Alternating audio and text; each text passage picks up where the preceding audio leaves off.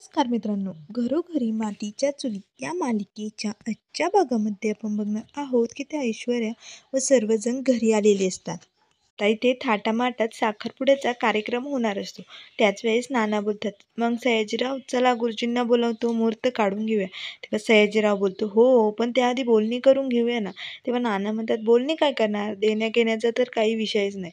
ज्याने ज्याचा त्याचा मानपान राखायचं, झालं लग्न. काही विषय येतच नाही ना बोलणीचा. तेव्हा लगेच सयाजीराव बोलतो, रे नाना हे सगळं ठीक आहे, पण माझी एकुलती एक लाडाची पोरगी आहे, त्यामुळे लग्न कसं धूमधडाक्यात व्हायला पाहिजे. तेव्हा आता लगेच शर्वरीचा नवरा विक्रांत बोलतो, हो लग्न पण आणि साखरपुडा पण धूमधडाक्यात झाला पाहिजे तेव्हा जानकी म्हणते, हो आणि ते रिंग शेअरमनी वगैरे ते सगळं करायचं बरं का, सांगून ठेवते. तेव्हा नाना म्हणतात, हो पोरांना तुम्हाला जेवढी काही मजा करायची ना ती सगळी करा. चला आता गुरुजींना बोलवा. तेवढ्यात आता गुरुजी येतात. आता गुरुजी लगेच मुहूर्त काढत असतात. तेव्हा गुरुजी सर्वांना सांगतात की पुढच्या बरोबर 1 महिन्याने 7 तारखेचा लग्नाचा खूप चांगला मुहूर्त आहे. तेव्हा आता सयाजीराव बोलतो, नाना मग पुढच्या 7 तारखेला बार उडून द्यायचा का. तेव्हा लगेच नाना बोलतात, हो हो मग आपल्याकडे वेळ पण खूप कमी. चला चला आता लवकरच तयारीला लागावं लागेल बरं का. चला मग आता पुढचे कार्यक्रम करून घेऊया. असे म्हणून आता लगेच ऐश्वर्या आणि सौमित्र तिथे खुर्चीवर बसतात. तर नाना आणि सयाजीराव खाली पाटावरती सुपारी ठेवलेली असते तिथे बसतात. तेव्हा लगेच नाना बोलतात, चल मग आपली मैत्री अशीच राहो आणि हो मला तुझी पोरगी पटलेली आहे, त्यामुळे सुपारीचा पार उडवून टाकूया. तेव्हा लगेच सयाजीराव बोलतात, हो आणि मला पण तुझा पोरगा पटलाय बरं का जावई म्हणून, खूप चांगला आहे. चला मग असे म्हणून दोघेही आता सुपारी फोडतात. त्यानंतर आता ओवी लगेच म्हणते, चला चला आपण एक फॅमिली फोटो काढूया सर्वजण मिळून. मग आता सर्वजण मिळून मस्त फोटो काढतात. तेव्हा आता लगेच बोलतात, चला आता तोंड गोड करा. चला बरं रिंग शेरमिनी घाला आधी, चला मग तोंड गोड करूया. मग आता लगेच सौमित्र आणि ऐश्वर्या दोघेही एकमेकांच्या हातात रिंग घालत असतात. आता मात्र ऐश्वर्या आणि सौमित्र दोघेही एकमेकांकडे खूपच प्रेमाने बघत असतात. तेव्हा आता ऐश्वर्यालाही खूप छान वाटत असतं. तर आता लगेच रिंग शेरमिनी झाल्यानंतर लगेच सारंग बोलतो, थांबा थांबा मी तोंड गोड करतो सगळ्यांचं. असे म्हणून आता लगेच मिठाईचं ताट घेऊन येतो. तर आता लगेच सारंग बोलतो, आज पहिला मान ना ऐश्वर्या वहिनीचा. असे म्हणून ऐश्वर्याला मिठाई भरवायला जाणार तेच लगेच ऐश्वर्या जोरात ओरडते, स्टॉप इट. काय करतोय. तुझ्या अशा चिखलाने मातीने भरलेल्या हाताने मी मिठाई खाऊ का. नको सॉरी नकोय मला. असे त्या जोरात ओरडते. आता मात्र सारंगला खरंच खूप वाईट वाटतं. सर्वजण आता सारंगकडे बघू लागतात. त्याच वेळेस लगेच जानकी म्हणते, सारंग भाऊजी काय करतायत. दुसरी वहिनी आली म्हणून पहिल्या वहिनीला विसरलेत का तुम्ही मोठ्या वहिनीला. चला बरं आधी मला भरवा. आता मात्र सर्वजण सारंगकडेच बघत असतात. तेव्हा सारंग लगेच आता जानकी वहिनीजवळ जातो आणि तिला मिठाई भरवायला लागतो.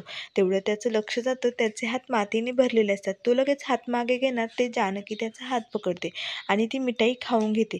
तेव्हा आता लगेच जानकी बोलते, जा सारंग भाऊजी तुम्ही हातपाय धुवून कपडे बदलून या. आता सारंग बाहेर रडतच जातो.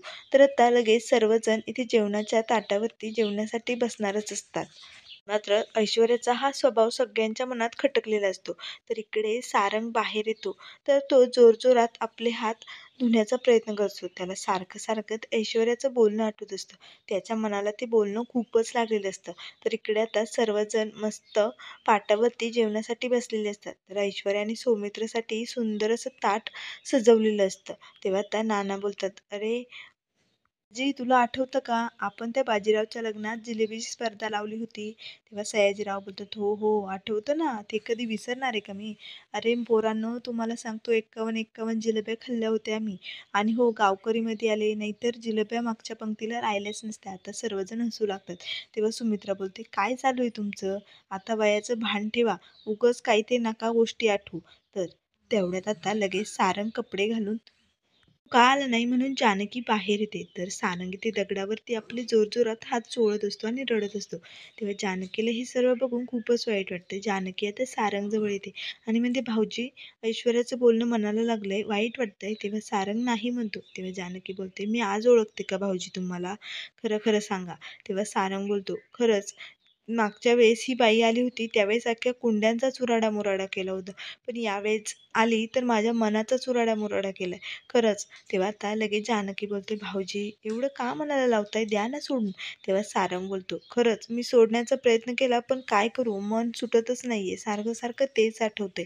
तेव्हा आता लगेच जानकी म्हणते, "हे बघा, ऐश्वर्या या घरात नवीन आहे. आपण तिच्यासाठी नवीन आहोत.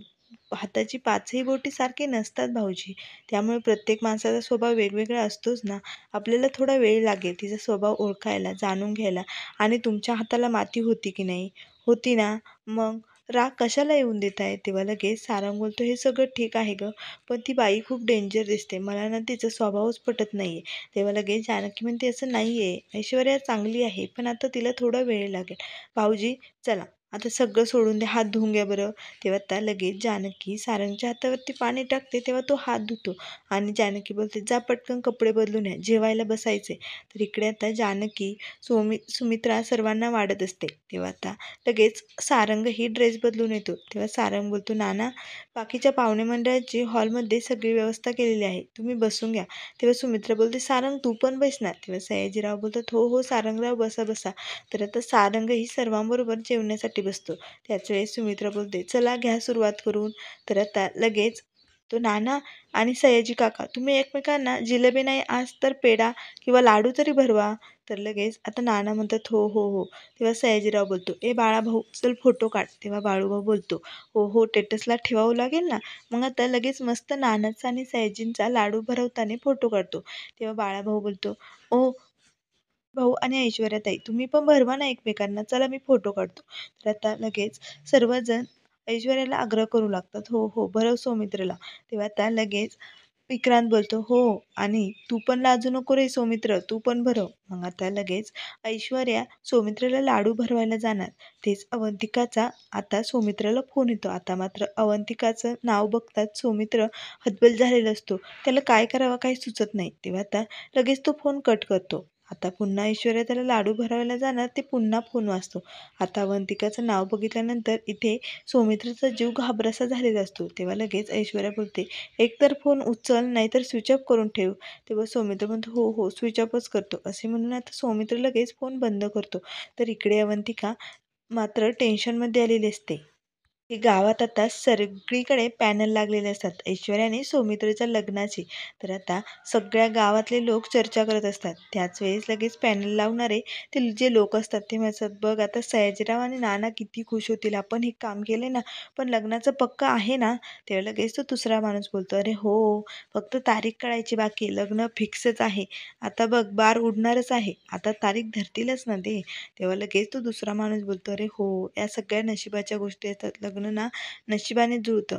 चला चला, आपल्याला अजून अख्ख्या गावात पॅनल लावायचे आहेत." तर आता इथे सगळ्या गावात ऐश्वर्या आणि सौमित्रच्या लग्नात पॅनल लागलेले असतात. तर आता ना सयाजीरावांना बोलतात, "चला चला, आता ना लग्नाची लवकरात लवकर तयारी करायला हवी. आपल्याकडे खूप थोडे दिवस लागले." तेव्हा सुमित्रा म्हणते, "हो खरंच, सगळी तयारी अगदी व्यवस्थित चोख पद्धतीने झाली पाहिजे. त्यामुळे आपल्याला आत्तापासूनच तयारीला लागावं लागेल." तेव्हा सयाजीराव बोलतो, "हो नाना, आपली पण एकुलती एक पोरगी आहे. धूमधडाक्यात लग्न करायचंय.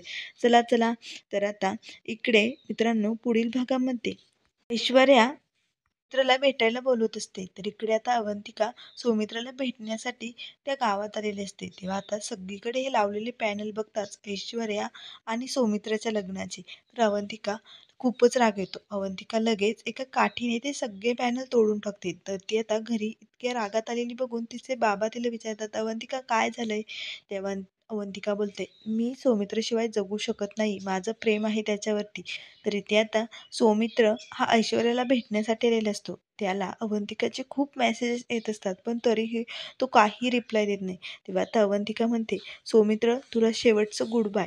तर आता इथे सौमित्र हॉटेलवरती ऐश्वर्याशी बोलत असतानाच लगेच अवंतिका तिथे येते. आता तिचा रक्ताने पूर्ण हात भरलेला असतो. तेव्हा अवंतिकाला बघताच सौमित्राला धक्काच बसतो. त्यामुळे मित्रांनो, अशाच मालिकेंच्या अपडेट पाहण्यासाठी चॅनलला लाईक करा, सबस्क्राईब करा. व्हिडिओ पाहिल्याबद्दल धन्यवाद.